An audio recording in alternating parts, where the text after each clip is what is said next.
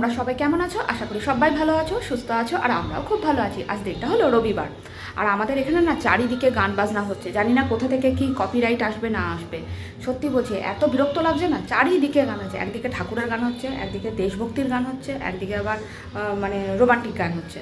তা যাই হোক, তোমাদের চলো দেখাই আমি কি কি কাজ করলাম আর কি কি করছি। তাহলে তোমরা সঙ্গে থাকো। তোমাদের সাথে কথা বলছি আর হাসিও পাচ্ছে যে কপিরাইট চলে আসবে মনে হয়, সেজন্য ভয়ে ভয়ে ভিডিও করছি। এখন একটু বাসন টাসনগুলো গোছাচ্ছি আর তোমাদের সাথে কথা বলছি। আর মানে কোন কপিরাইট যে আসবে, কোন গানটা নেবে সেটা বোঝা যাচ্ছে না। তা দেখো, আমি এদিকে চায়ের বাসন আর কয়েকটা টিফিনের বাসন হয়েছিল, এটা আগের দিনের কড়াই, তা সেগুলো মেজে রেখেছি। আর কড়াইটা মাথায় ছিল, ওখান থেকে সরানো হয়নি। রান্না বান্না হয়নি, তো টিফিনে করেছিলাম আলুর তরকারি আর মুড়ি খেয়েছি। শুভ্রজিৎ টিফিন খায়নি, একটাই কারণ, ওই টিফিন দেখে ওর পছন্দ হয়নি। আরও ছিল, আরও আছে, আরও আছে।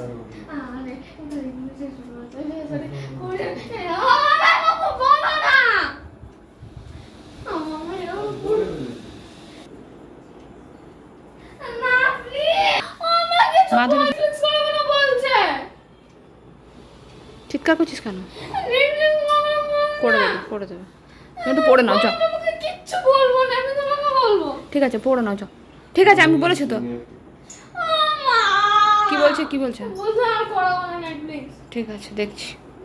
একটু পড়ে না, যা। আর মিঠির বাবা ঝগড়া হচ্ছে, তা মিঠি জিতে গেছে। কে জিতলো? মিঠি। দেখতে পাচ্ছ? খুঁজে পেয়ে গেছে। খুঁজে পেয়ে গেছে মানে কি? আমার নেটফ্লিক্স লাগবে সত্যি। আমারও মিনিমাম 100 নাম্বার লাগবে, প্রতি সাবজেক্টে 100 করে নাম্বার লাগবে। লাগছে লাগছে। চা খাচ্ছে মিঠি, চাটা পড়বে খাটের মধ্যে পড়বে। হ্যাঁ, তুমি একটু হাই করো।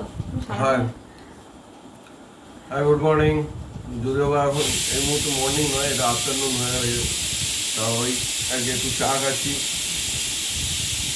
খুব চা খেতে চলেছে। একটু ঘুমটা ভালো হয়েছে, এটা বেশ ফ্রেশ ঘুম লাগছে, খুব ফ্রেশ লাগছে নিজে। প্রতিদিন একটা কেমন না ঝিমঝিম লাগতো, আজকে একটু ফ্রেশ লাগছে। তাই বললাম একটু স্নানও করে নিয়েছি, গিয়ে এখন এই চা খাবো। থ্যাংক ইউ, আবার দেখা হবে। মিঠিকে ওর বাবা দিয়ে গেছে দায়িত্ব, তাই মিঠি এখন কারণ ওটাও শেষ। এই কত দিচ্ছিস? করে এক, ওকে বলা হয় এক, করে এক। কোনটা শেষ হয়েছে?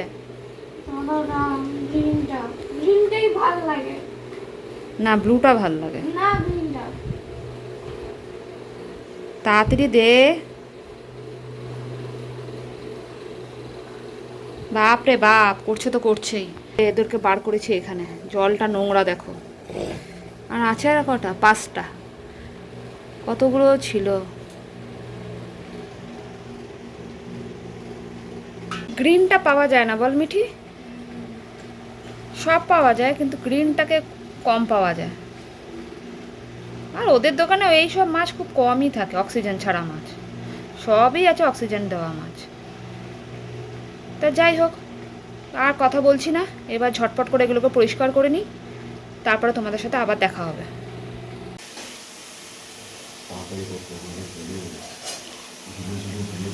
সে এমন করছো, যুদ্ধ যুদ্ধ লাগিয়েছো তো। এদিকে মশলা কষছে। কটা বাজে? কটা? দেখাচ্ছি, সবই দেখাচ্ছি। তারাও কটা বাজে সেটা দেখাই লোককে, লোকে জানুক। স্কিনওয়ালা মাংস নিয়ে এসছে, সেই আনতে গিয়ে যে কত দেরি করেছে সেটা দেখাই। এই দেখো, না না বলো কটা। চিৎকার করলে কি হবে? করেছো তো তুমি, যা করার।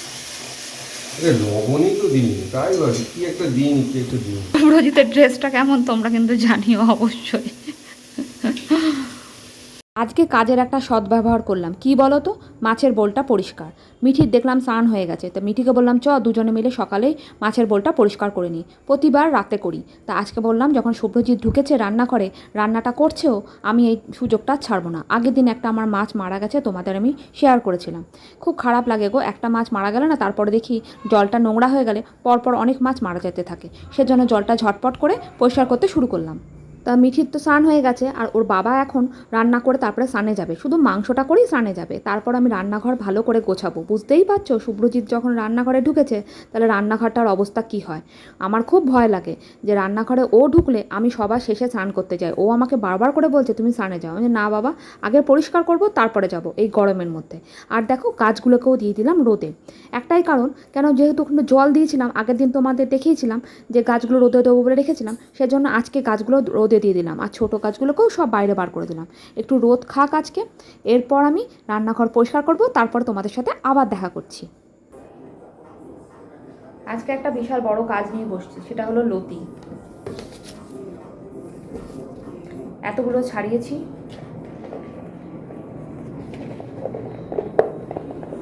অনেকক্ষণ ধরে ছাড়াচ্ছি, তাই মনে হলো তোমাদের সাথে একটু শেয়ার করি। বিরক্ত, নিজেই কিনে ফেলেছি, নিজেই কিনে ফেলে সামনে একটা বয়স্ক মানে ঘরের সামনে মানে দাদু বলবো না কাকু বলবো, অনেক বয়স ওনার, উনি এসেছিলেন কচুর শাক লতি এসব নিয়ে। তা কচুর শাকগুলো নিলাম না, নিলাম হলো গিয়ে এই লতিগুলো। একটাই কারণে নিলাম যে ফিরিয়ে দেবো, সেই জন্য নিয়ে নিলাম। তা যাই হোক, নিজে নিয়ে বিপদে পড়ে গেছি। রান্না করতে করতেও একটু ছাড়িয়েছি। এখন আবার সন্ধেবেলা মিঠির মিস এসেছিলো, চলে গেছেন উনি। চলে যাওয়ার পর এখন আবার নিয়ে বসছি। এখন ভাতটাও হয়ে গেছে, রাত্রে তো কোনো কিছু রান্না থাকে না, সেজন্য ভাতটাও করি না, মানে হচ্ছে। আর এদিকে আমি এদিকে লতি নিয়ে বসে পড়েছি। জানি না কখন এগুলোকে শেষ করতে পারবো, বলতে পারছি না।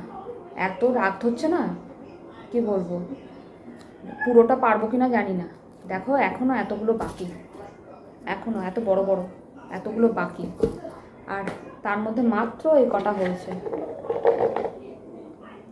কখন শেষ হবে তা বলতে পারছি না। তাহলে যাই হোক, এখন আমি লতি ছাড়াই, দেখি কত হয়, কতক্ষণে হয়, তোমাদের সাথে আবার তারপরে দেখা করছি। লতি কিন্তু এখনও ছাড়ানো হয়নি, আর মিঠির এই অ্যাশ করাটা আমার চোখে একদমই ভালো লাগলো না, তাই ওকে উঠে পড়তে বসাবো। আর এখানেই ভিডিওটা শেষ করছি। আর লতি কখন ছাড়ানো হবে জানি না। আর তোমরা সবাই ভালো থেকো, সুস্থ থেকো, সাবধানে থাকো, আর ভালো লাগলে একটা কমেন্ট করে জানিও। এখনকার জন্য টাটা।